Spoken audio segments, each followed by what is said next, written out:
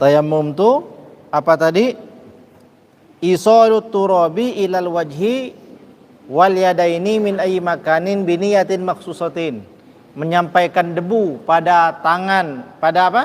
Pada wajah dan kedua tangan dengan niat yang khusus. Kalau dia mau mengangkatkan hadas kecil, maka niatnya mengangkatkan hadas kecil, ya. Kalau niatnya untuk menghilangkan hadas besar, maka niatnya mengangkat hadas besar. Sekarang kita contohkan tayamum. Katakanlah ini kitab adalah tempat debu, ya. Nah,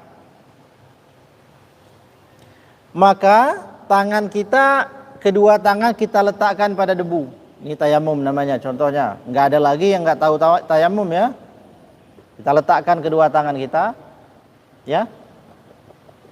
Kemudian kita melafazkan niat kita, nawaitu tayammuma li raf'il hadasil asghari atau li raf'il hadasil akbari atau nawaitu tayammuma li istibahatis shalah lillahi ta'ala.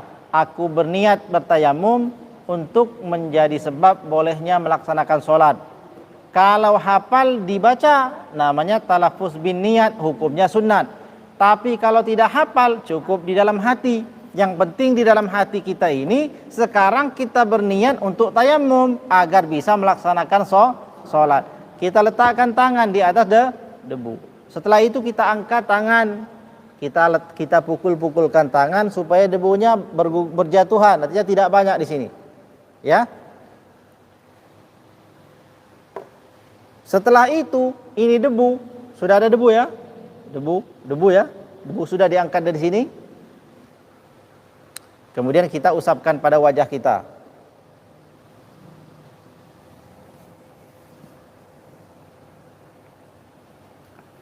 Sampai semuanya bagian wajah yang wajib dibasuh ketika berwudu itu terkena debu. Ya, jangan diangkat, boleh diusap berulang-ulang. Nah, kita rasa semua sudah selesai, maka kita angkat. Sudah, ya?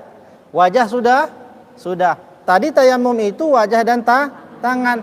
Nah, setelah kita angkat, maka debu yang ada di tangan kita yang sisa tadi inilah yang disebut dengan debu mustakmal, debu yang sudah digunakan, yang sudah kita gunakan untuk bersuci.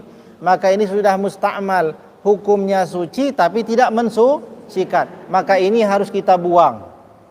Ya, sisa yang ada di tangan harus dibuang. Kita buang.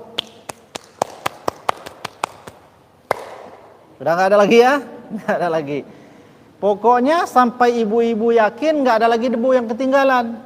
Ya, nggak boleh lagi ada keraguan di hati. Oh, masih ada, nggak boleh. Pokoknya kita sudah berusaha membuang debu, kita yakin sajalah sudah nggak ada lagi.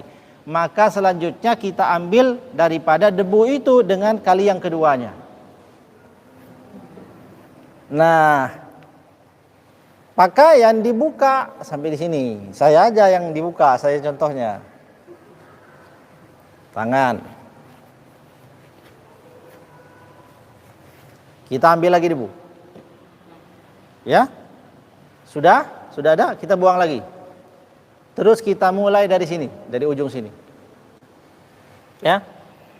Sekarang kita pakai debu yang ada di tangan kiri karena kita akan mengusapkan debu pada tangan kanan. Sekarang tangan kirinya kita letakkan lurus, kemudian dari ujung jari tengah kita, dari ujung jari tengah kanan kita letakkan di sini. Ya. Sampai di sini. Tangan yang ini diputar, ya. Kemudian kita usapkan. Nah, ya, sudah? Yang di sini belum dipakai kan?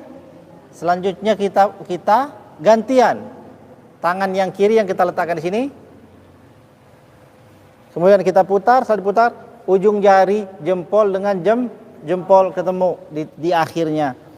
Cukup satu kali saja, tidak harus dua kali. Nah, itu namanya tayamum.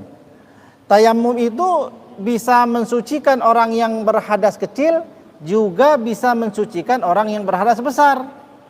Tergantung niatnya. Nah, orang yang sudah bertayamum itu kedudukannya sama seperti orang yang sudah mandi kalau dia berhalangan umpamanya, atau ada yang baru melahirkan, tapi setelah selesai masa nifasnya dia tidak mampu mandi karena sakit dan lain sebagainya, maka dia bertayamum. Ya. Nah, seperti itu.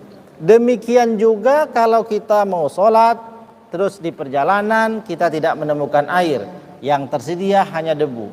Atau kalau ada orang berangkat umroh, ya, atau berangkat haji, dia melaksanakan sholatnya di pesawat, sementara di pesawat enggak ada banyak cukup air untuk berwudu.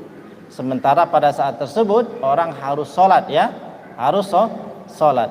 Maka dia bertayamum. Kalau dia membawa debu, ya dia gunakan debu yang dia bawa. Tapi kalau tidak ada debu, maka dia berijtihad, berkeyakinan, mencari tempat di mana yang ia yakin di tempat tersebut ada debu.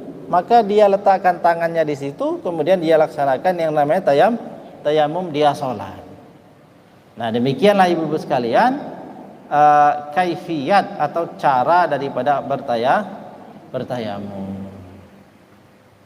Sehingga nggak ada lagi lah alasan nggak sholat gara-gara nggak wudu. Kenapa? Karena sakit. Nggak ada lagi alasan orang kemudian sulit untuk sholat ketika tidak ada air, meskipun dia itu sehat, tapi nggak ada air, ya. Kalau sehat, iya sehat, tapi nggak ada air. Nah, maka dia hukumnya bisa saja dia wajib bertayamum.